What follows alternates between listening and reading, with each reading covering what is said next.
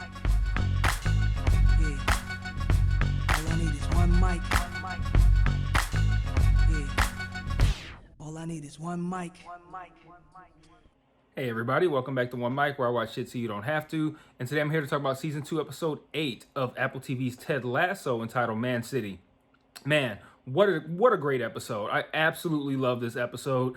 So much great work was done here, and I've got to eat a little crow. I do and I don't. I had issues in previous episodes of them skipping over moments that I wanted to see, and one that I've cited continuously was the fact that Sam had his whole protest about that oil company from that ad campaign he dropped out of, and he questioned Nigeria's leadership, all this kind of stuff, and nothing ever came out of that. We went to the next episode, and we were however far along in the future.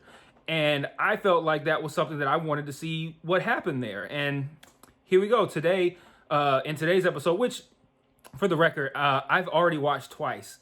I thought it was that great of an episode. And then, secondly, I found out that I've always assumed that on the East Coast it didn't come out on Apple TV until 3 o'clock Eastern, midnight Pacific.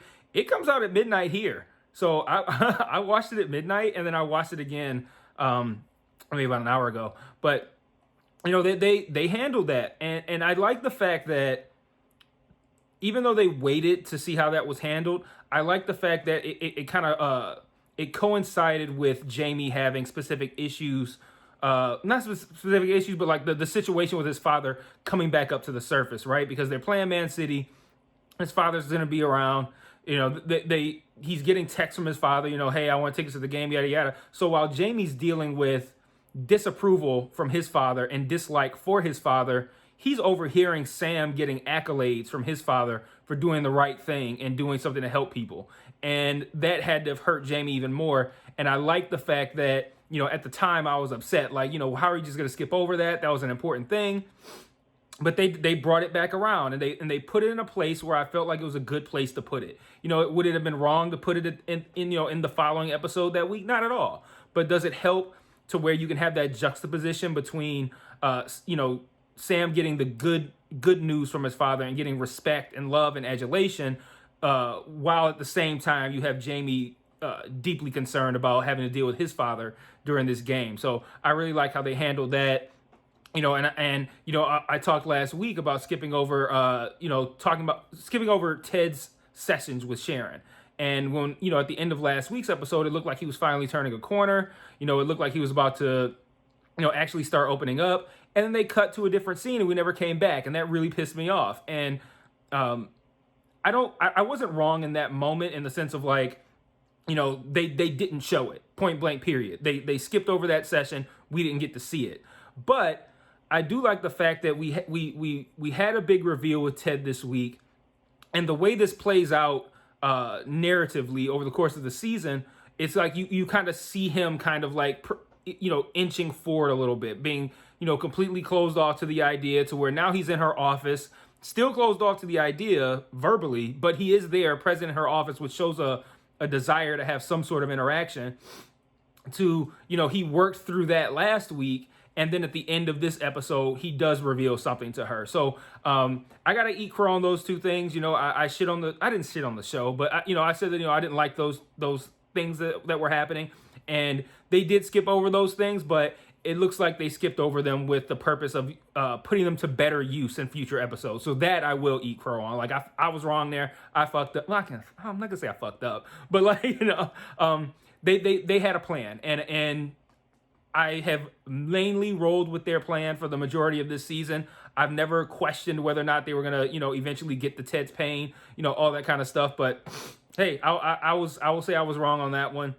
They did skip over that stuff, but they skipped over it to put it to better use later. So I was very, very pleased with that. But about this episode, absolutely love this episode. I thought this episode did so many great things. When I saw that it was like 45 minutes long, I thought, oh boy, like this could be a heavy one, and it was. But man, so many great moments in this episode. Like, I think this is one of the best episodes of the whole series, let alone this season. It's easily the best episode of this season. But this is one of the best episodes of the series, in my opinion, so far. So let me go over some of the great things that I thought that they did in this episode. I'm starting with Sharon. we see at the beginning that she has a therapist that she talks to, and according to her therapist, she doesn't like Ted very much. He's refusing to open up, and the therapist tells maybe you should reveal something about yourself first to kind of like help get him to open up. And Sharon, begrudgingly agrees. She goes on a bike ride, and she gets hit by a car. And Ted, shows up at the office. He's being Ted, and then like him being Ted almost was like a little bit cringy because now we know that she doesn't particularly like him that much. Whereas, we feel like we like Ted. Everybody fucking likes Ted. Who doesn't like Ted? So, like, to find out that she doesn't really like him, it makes him being himself in that moment almost feel like kind of cringe because you're like, oh my God, she's probably hating this right now. And, but I really like that. So, later on in the episode, she reveals to Ted that she was scared after she got hit by the car because, her riding a bike is her thing. That's her getaway. She loves it. That's her special place. And she felt like she would be too scared to ever do that again. Like if she would lose her passion for bikes. And that was her moment of opening up to Ted from what we heard at the beginning of the episode, which was recommended to her by her therapist or friend. I don't know. I can't recall if it was a therapist. I assumed it was a therapist, but it could have been a friend. And then Ted has his reveal later, which I'll talk about that a little bit later as well. So I mentioned already we had the situation with Sam's dad. I thought that was a great scene, having him hear that and then having that, cross-cutting, not cross-cut, but like juxtaposed with what Jamie was dealing with his father. And that was also a nice scene too, because like when the camera pulls back a little bit and we see the bar on Colin's neck and Jamie's just sitting there like not paying attention because he's looking at Sam. I thought that was a nice way to add a little bit of humor into what you could tell was a very troubling moment for Jamie.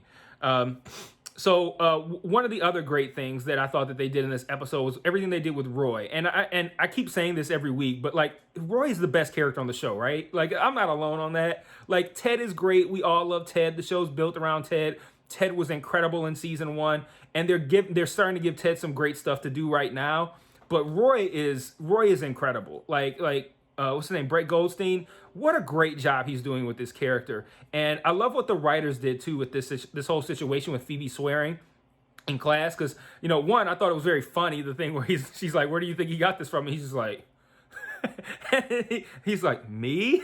Like, she's like, yeah. He's like, fuck. Like, that's something that I would do.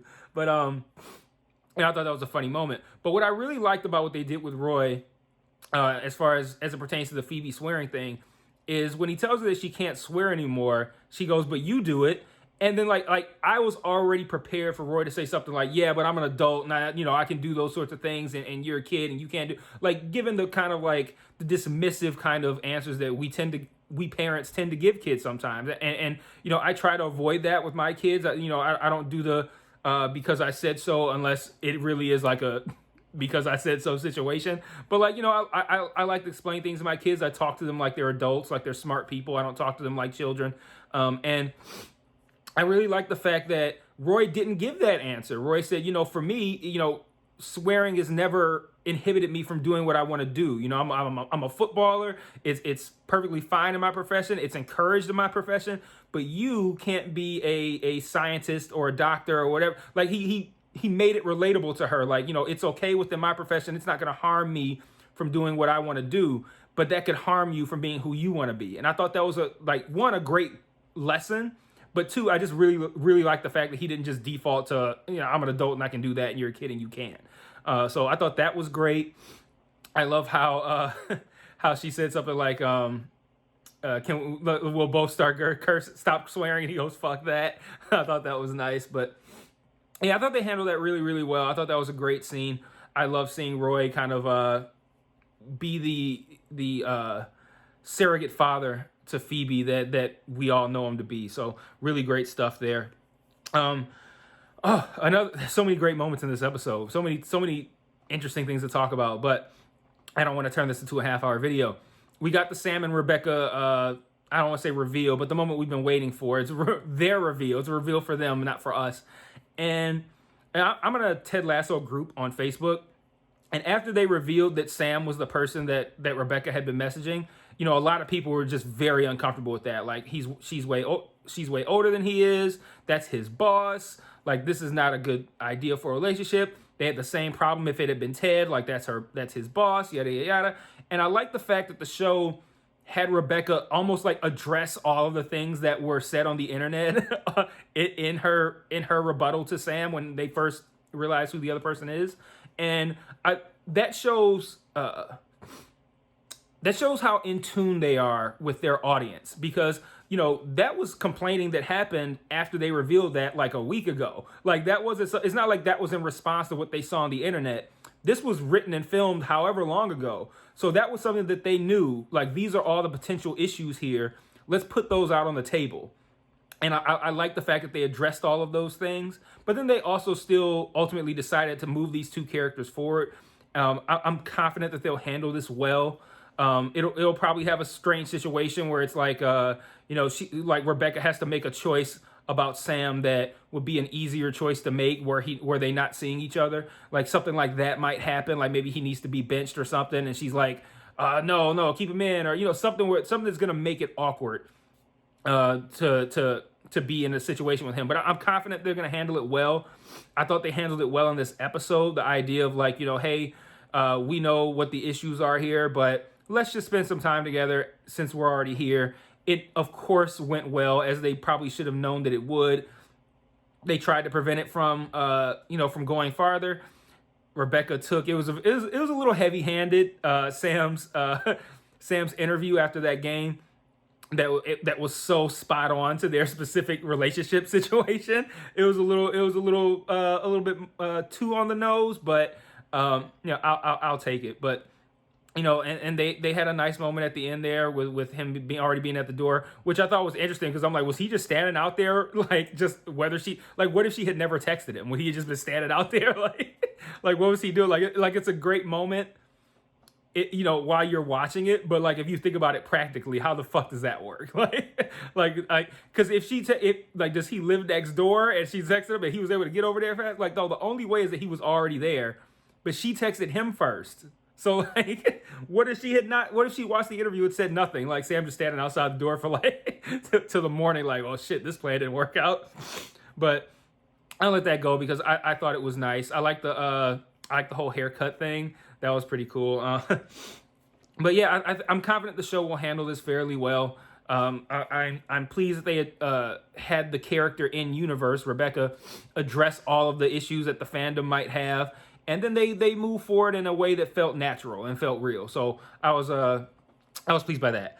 And then probably my favorite thing of the episode, after the game, and I'm gonna pose a question about the game in my thoughts at the end of the video. But after the game, Jamie's father comes in, totally berates Jamie, and it gets pretty awkward in front of the whole team. Everyone's having their kind of like awkward face shot where they're just like, oh man, this is fucking weird. And they get into fisticuffs, man. Jamie's dad calls him a pussy and turns him around, and Jamie hits him.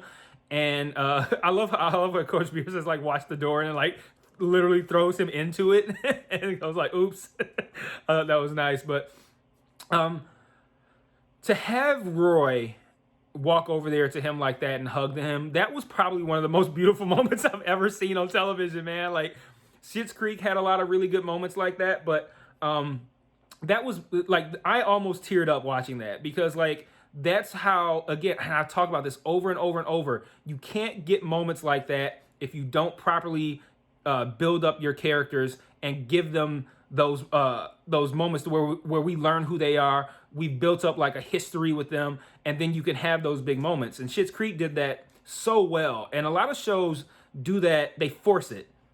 And then they purposely try to give you like a tearjerker moment, but it's not earned. It's not. And Schitt's Creek did a great job of having earned moments that exist because of how we've watched these characters' journeys, right? And this moment was so earned, and it was so beautiful, because we all know what Jamie's been through with his father. We all know what Jamie has been through with Roy, how those two have butted heads. They're in journeys.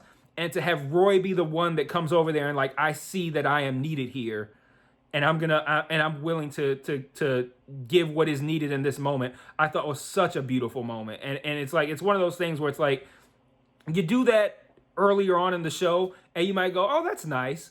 But like when you see when you know everything that those two have been through, and you know the kind of person that Jamie is, how hard it would be for him to open up like that, to actually cry in someone's arms, and you know how tough of an exterior Roy has, and how hard it would be for him to do something like that, and then combine that with the fact that these two have been at each other's throats for the entirety of the series, but all that was put aside to say, you know, I'm here for you because I know how hard that must be to have a father who does this. And that was such a great moment. And oh my God, like I was almost tearing up in that. I was really, really impressed with that. They were able to do that. And then, like I said, I was going to talk about it earlier. Then we see Ted storm off, and then Ted hops on the phone, calls Sharon, and admits that his father killed himself when he was 16, when Ted was 16. And wow, like, now I want to know what was actually said on that phone call about Henry in, it was either last episode or the one before that. What was actually said? Because we know he didn't forget his lunch. It was something like, ever since that conversation, Ted has been, having these panic attacks or whatever. And I'm wondering if man, I shudder to think, I don't even want to verbalize it, but I shudder to think what they might have said to him over the phone about Henry that would have prompted him to react like that, fake what he heard or lie about what he was told, and then start having panic attacks, especially, panic attacks that involve fathers. We the first time during that last game, he's overhearing Jamie's father berating him, which we saw in season 1. And then now, in response to Jamie's situation with his father, now he freaks out again. And I shudder to think what was said there. I'm assuming we'll find out, but I'm not looking forward to it. It's probably going to be pretty tough to hear. So, great moment for Ted. They just crushed the ending of that episode. Like the Roy and Jamie moment, the Ted moment, and then the romantic moment with Sam and Rebecca at the end. They knocked it out of the park here. So, what I wanted to I guess pose as a question, and it's not really a question that I feel like we can collectively answer. We might find out, we might not. I wonder why they chose to have Richmond lose the game so badly. Because you could have just, we know it's a big game, right? They could have lost it 5-4, and we would have felt the hurt there. But they chose to have the team get demolished. And you could have had it be 5-4, still had Jamie do something that caused them to lose, and still have that same scene with the father in the locker room afterward. It didn't have to be a situation where they got, the shit kicked out of them. So I wonder why they chose to have Richmond not even be competitive in that game. And I don't know. I don't know if that's something that will be addressed going forward, but and I don't necessarily need it to be, because the result of the game is the result, and we got some great stuff afterwards. But I just found myself wondering after watching it, why did they choose to have it be so bad? I don't know. Maybe we'll find out. Next week's episode looks like it will be. We're going to see the results of Coach Beard leaving, deciding that he wants to, go out on the town and deal with this loss. Maybe we'll find out there. He seemed to be pretty upset about Ted saying it is what it is or whatever. I've always hated that. There was a time when the Pistons were really good, and they would lose some games every now and then. And I felt like the team had that kind of attitude, oh, well, it is what it is. We can turn it on. We know we can beat anybody. And I'm like, don't handle losing big games like that easily. That was off-putting to me. And that was off-putting to me, too, when Ted said that. And they kind of undercut Coach Beard being mad about it by having him fall over that wall or whatever. But he was clearly not happy. And he was clearly even more unhappy with Ted's apathy toward it. So there's a whole lot of shit that they got to work out. I'm looking forward to seeing it. But yeah, to recap, I was wrong about a couple of things. I've already gone over that. This is probably one of the better episodes of the series, in my opinion. Definitely the best of the season. I feel like the Roy Jamie scene was probably one of the most beautiful scenes I've ever seen. There was an incredibly powerful scene. And yeah, they just did a lot of great stuff here. So thumbs up on this episode. Incredible episode. And I'm looking to see how they finish the last 4 out. I heard that these first 8 were the only ones that were given to critics to see. So we're all going to experience 9, 10, 11, and 12 together for the first time. There's critics who've seen it this far. So I guess we'll see what happens. And I'll see you guys next week. Peace.